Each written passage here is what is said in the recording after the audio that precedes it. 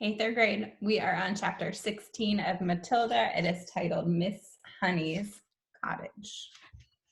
Miss Honey joined Matilda outside the school gates, and the two of them walked in silence through the village high street. They passed the green grocer with his window full of apples and oranges, and the butcher with bloody lumps of meat on display, and naked chickens hanging up, and the small bank, and the grocery store, and the electrical shop. And then they came out at the other side of the village onto the narrow country road where there were no people anymore and very few motor cars. And now that they were alone, Matilda all of a sudden became wildly animated.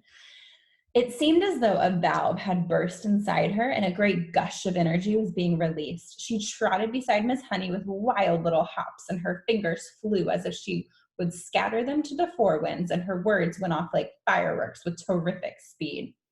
It was Miss Honey this and Miss Honey that, and Miss Honey, I do honestly feel I could have almost anything in the world, not just tipping over glasses and little things like that.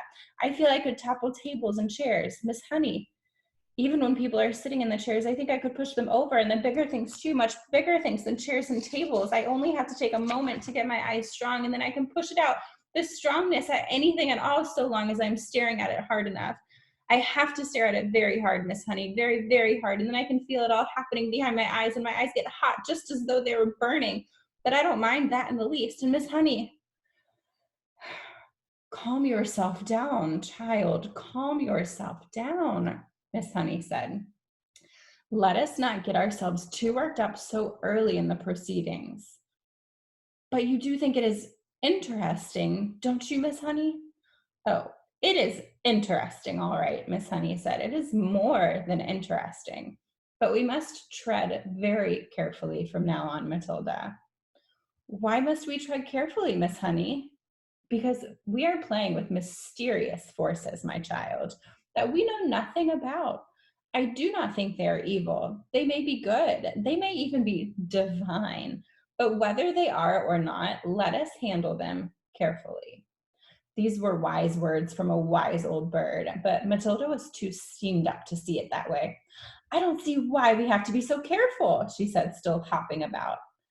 I am trying to explain to you, Miss Honey said patiently, that we are dealing with the unknown. It is an unexplainable thing. The right word for it is a phenomenon. It is a phenomenon. Am I a phenomenon? Matilda asked. It is quite possible that you are, Miss Honey said, but I'd rather you didn't think about yourself as anything in particular at the moment.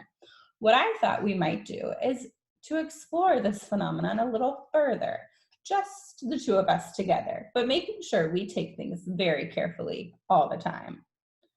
You want me to do some more of it then, Miss Honey? That is what I am tempted to suggest, Miss Honey said cautiously. Goody good, Matilda said. I myself, Miss Honey said, am probably far more bowled over by what you did than you are, and I'm trying to find some reasonable explanation. Such as what? Matilda asked.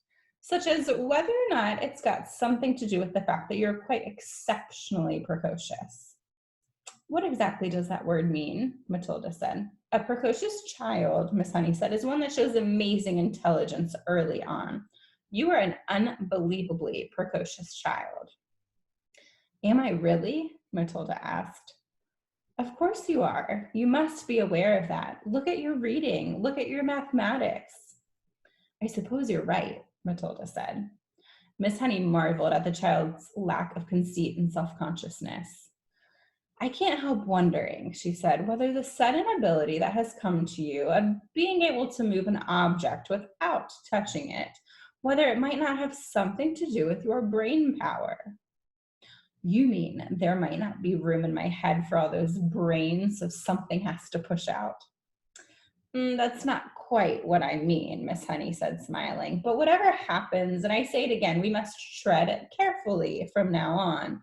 I have not forgotten that strange and distant glimmer on your face after you tipped over the last glass. Do you think doing it could actually hurt me? Is that what you're thinking, Miss Honey? It made you feel pretty peculiar, didn't it? It made me feel lovely, Matilda said. For a moment or two, I was flying past the stars on silver wings. I told you that. And shall I tell you something else, Miss Honey? It was easier the second time, much, much easier. I think it's like anything else. The more you practice it, the easier it gets. Miss Honey was walking slowly so that the small child could keep up with her without trotting too fast. And it was very peaceful out there on the narrow road now that the village was behind them. It was one of those golden autumn afternoons, and there were blackberries and splashes of old man's beard in the hedges, and the hawthorn berries were ripening scarlet for the birds when the cold winter came along. There were tall trees here and there on either side, oak and sycamore and ash, and occasionally a sweet chestnut. Miss Honey, wishing to change the subject for the moment, gave the names of all these to Matilda and taught her how to recognize them by the shape of their leaves and the pattern of the bark on their trunks. Matilda took all this in and stored the knowledge away carefully in her mind. They came to a gap in the hedge on the left-hand side of the road where there was a 5-barred gate. This way, Miss Honey said, and she opened the gate and led Matilda through and closed it again. They were now walking along a narrow lane that was no more than a rutted cart track.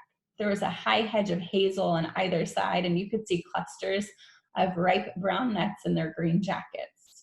The squirrels could be collecting them all very soon, Miss Honey said, and storing them away carefully for the bleak months ahead.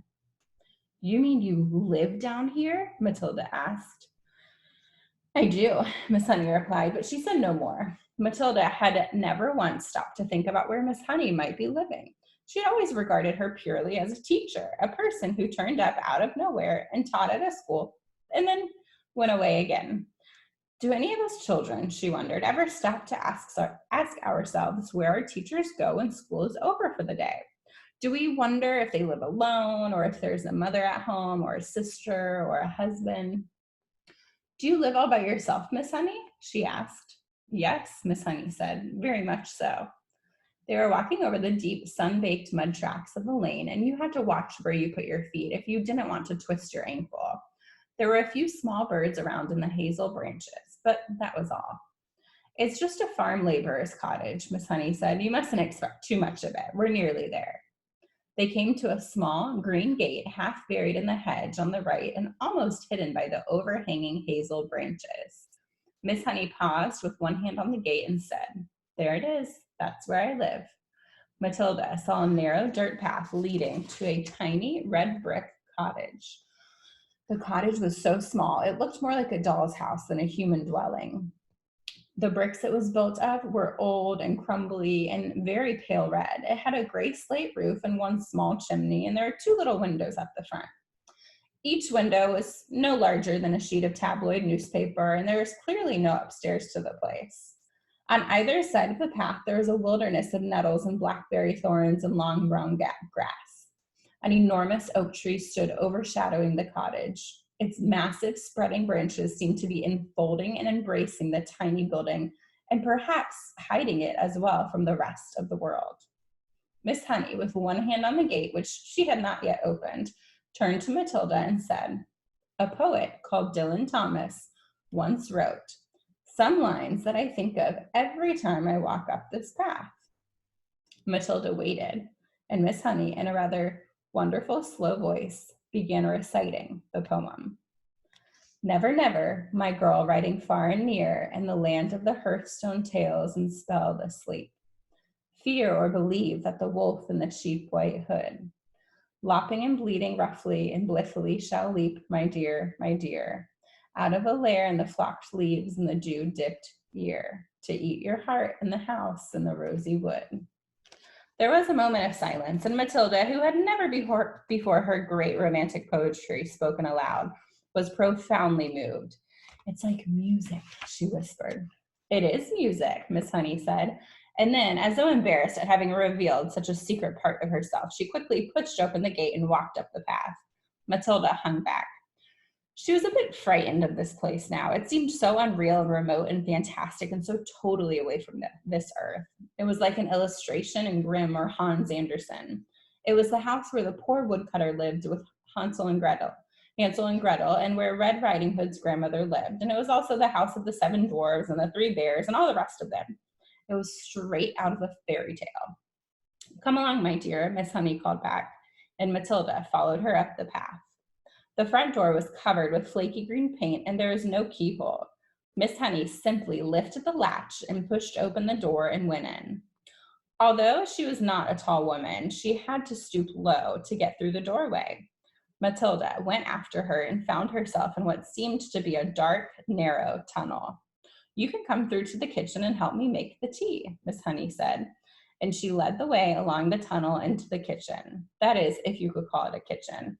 It was not much bigger than a good-sized clothes cupboard, and there was one small window in the back wall with a sink under the window, but there were no taps over the sink. Against another wall, there was a shelf, presumably for preparing food, and there was a single cupboard above the shelf. On the shelf itself, there stood a Primus stove, a saucepan, and a half-full bottle of milk. A Primus is a little camping stove that you fill with paraffin, and you light it at the top, and then you pump it to get pressure for the flame. You can get me some water while I light the Primus, Miss Honey said. The well is out at the back. Take the bucket. Here it is. You'll find a rope in the well. Just hook the bucket onto the end of the rope and lower it down, but don't fall in yourself. Matilda, more bemused than ever now, took the bucket and carried it out into the back garden. The well had a little wooden roof over it and a simple winding device, and there was the rope dangling down into a dark, bottomless hole. Matilda pulled up the rope and hooked the handle of the bucket onto the end of it. Then she lowered it until she heard a splash and the rope went slack. She pulled it up again, and lo and behold, there was water in the bucket. Is this enough? She asked, carrying it in. Just about, Miss Honey said. I don't suppose you've ever done that before. Never, Matilda said. It's fun. How do you get enough water for your bath? I don't take a bath, Miss Honey said. I wash standing up. I get a bucket full of water and I heat it on this little stove, and I strip and wash myself all over. Do you honestly do that? Matilda asked. Of course I do, Miss Honey said. Every poor person in England used to wash that way until not so very long ago, and they didn't have a Primus. They had to heat the water over the fire in the hearth. Are you poor, Miss Honey? Yes, Miss Honey said, very. It's a good little stove, isn't it? The Primus was roaring away with a powerful blue flame, and already the water in the saucepan was beginning to bubble. Miss Honey got a teapot from the cupboard and put some tea leaves into it. She also found half a small loaf of brown bread. She cut 2 thin slices, and then, from a plastic container, she took some margarine and spread it on the bread. Margarine, Matilda thought. She really must be poor. Miss Honey found a tray, and on it she put 2 mugs, the teapot, the half bottle of milk, and a plate with 2 slices of bread. I'm afraid I don't have any sugar, she said. I never use it. That's all right, Matilda said. In her wisdom, she seemed to be aware of the delicacy of the situation, and she was taking great care not to say anything to embarrass her companion. Let's have it in the sitting room, Miss Honey said, picking up the tray and leading the way out of the kitchen and down the dark little tunnel into the room at the front. Matilda followed her, but just inside the doorway of the so-called sitting room, she stopped and stared around her in absolute amazement. The room was as small and square and bare as a prison cell.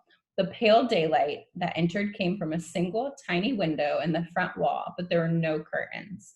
The only objects in the entire room were 2 upturned wooden boxes to serve as chairs and a third box between them for a table. That was all. There were no pictures on the wall, no carpet on the floor, only rough, unpolished wooden planks.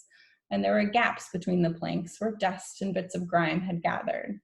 The ceiling was so low that with a jump, Matilda could nearly touch it with her fingertips. The walls were white, but the whiteness didn't look like paint. Matilda rubbed her palm against it, and a white powder came off onto her skin. It was whitewash, the cheap stuff that is used in cowsheds and stables and hen houses. Matilda was appalled. Was this really where her neat and trimly dressed schoolteacher lived? Was this all she had to come back to after a day's work? It was unbelievable. And what was the reason for it? There was something very strange going on around here, surely. Miss Honey put the tray on one of the upturned boxes. Sit down, my dear, sit down, she said, and we'll have a nice hot cup of tea. Help yourself to bread. Both slices are for you. I never eat anything when I get home. I have a good old tuck-in at the school lunch, and that keeps me going until the next morning. Matilda perched herself carefully on an upturned box, and more out of politeness than anything else, she took a slice of bread and margarine and started to eat it. At home, she would have been having buttered toast and strawberry jam and probably a piece of sponge cake to round it off. And yet, this was somehow far more fun. There was a mystery here in this house, a great mystery. There was no doubt about that, and Matilda was longing to find out what it was. Miss Honey poured the tea and added a little milk to both cups. She appeared to be not in the least ill at ease, sitting on an upturned box in a bare room and drinking tea out of a mug that she balanced on her knee. You know, she said, I've been thinking very hard about what you did with that glass. It is a great power you have been given, my child. You know that. Yes, Miss Honey, I do, Matilda said, chewing her bread and margarine. So far as I know, Miss Honey went on, nobody else in the history of the world has been able to compel an object to move without touching it, or blowing on it, or using any outside help at all. Matilda nodded, but said nothing. The fascinating thing, Miss Honey said, would be to find out the real limit of this power of yours. Oh, I know you think you can move just about anything there is, but I have my doubts about this. I'd love to try something really huge, Matilda said. What about distance? Miss Honey asked. Would you always have to be close to the thing you are pushing? I simply don't know, Matilda said, but it would be fun to find out. That's the end of chapter 16. I will see you for chapter 17. Bye, third grade.